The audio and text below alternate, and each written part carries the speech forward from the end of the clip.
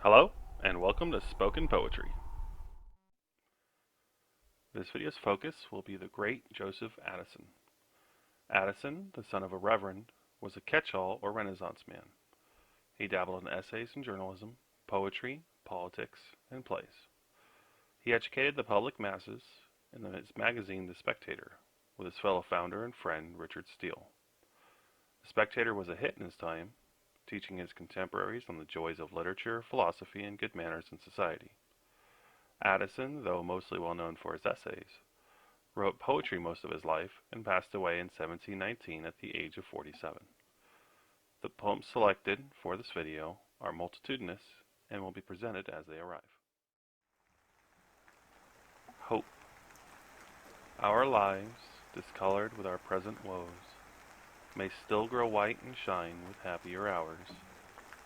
So the pure limped stream, when foul with stains of rushing torrents and descending rains, works itself clear, and as it runs refines, till by degrees the floating mirror shines, reflects each flower that on the border grows, and a new heaven in its fair bosom shows. Immortality. O Liberty, thou goddess heavenly bright, profuse of bliss and pregnant with delight, eternal pleasures in thy presence reign, and smiling plenty leads thy smiling train. Ease of her load subjection grows more light, and poverty looks cheerful in thy sight. Givest beauty the sun, and pleasures to the day. Thee, goddess thee, Britannia's Isle adores. How oft has she exhausted all her stores? How oft on fields of death thy presence sought, nor thinks the mighty prize too dearly bought. On foreign mountains may the sun refine the grape's soft juice and mellow it in wine. With citron groves adorn a distant soil, with the fat olives swell with the floods of oil. We envy not the warmer clime that lies in 10 degrees of more indulgent skies, nor at the coarseness of our heaven repine, though o'er our heads the frozen Pleiades shine. 'Tis liberty that crowns Britannia's Isle, and makes her barren rocks and her bleak mountains shine.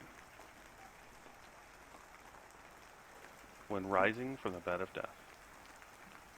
When rising from the bed of death, overwhelmed with guilt and fear, I see my Maker face to face. Oh, how shall I appear?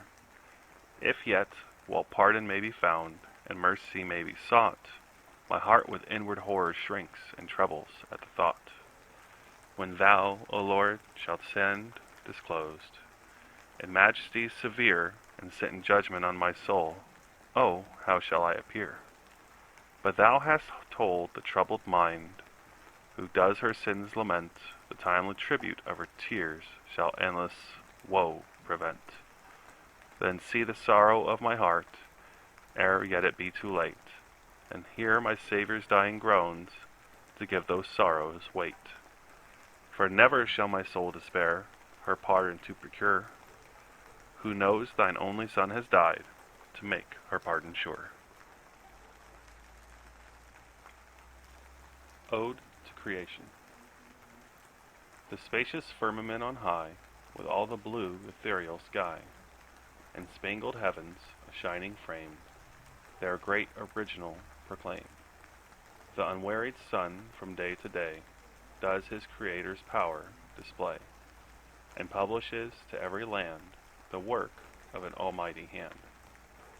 Soon as the evening shades prevail, the moon takes up the wondrous tale, and nightly to the listening earth repeats the story of her birth, whilst all the stars that round her burn, and all the planets in their turn, confirm the tidings as they rowl, and spread the truth from pole to pole.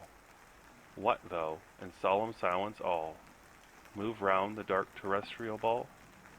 What thou, nor real voice nor sound, amid the radiant orbs be found?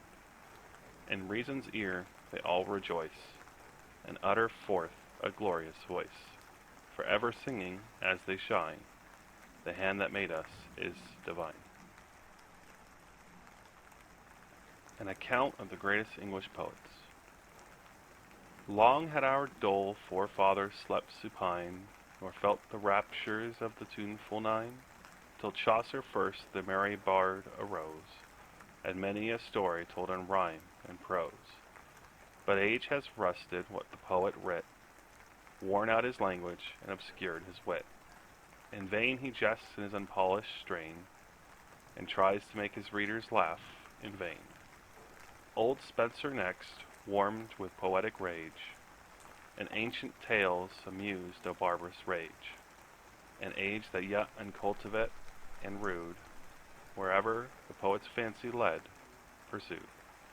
Through pathless fields and unfrequented floods, to dens of dragons and enchanted woods. But now the mystic tale that pleased of yore can charm an understanding age no more. The long-spun allegories fulsome grow, while the dull moral lies too plain below. We view well pleased at distance all the sights of arms and palfreys, battles, fields, and fights, and damsels in distress and courteous knights.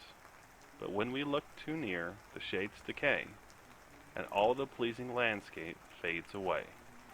Great Cowley then, a mighty genius, wrote, overrun with wit and lavish of his thought, he turns too closely on the reader press. He more had pleased us, had he pleased us less. One glittering thought no sooner strikes our eyes, with silent wonder, but new wonders rise.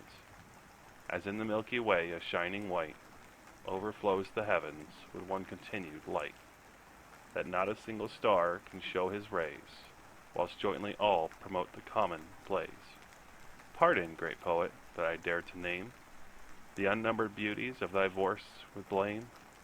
Thy fault is only wit in its excess, but wit like thine in any shape will please. What muse but thine can equal hints inspire, and fit the deep-mouthed Pindar to thy lyre?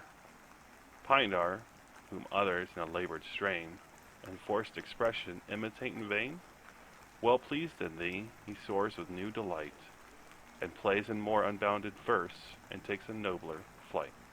The end.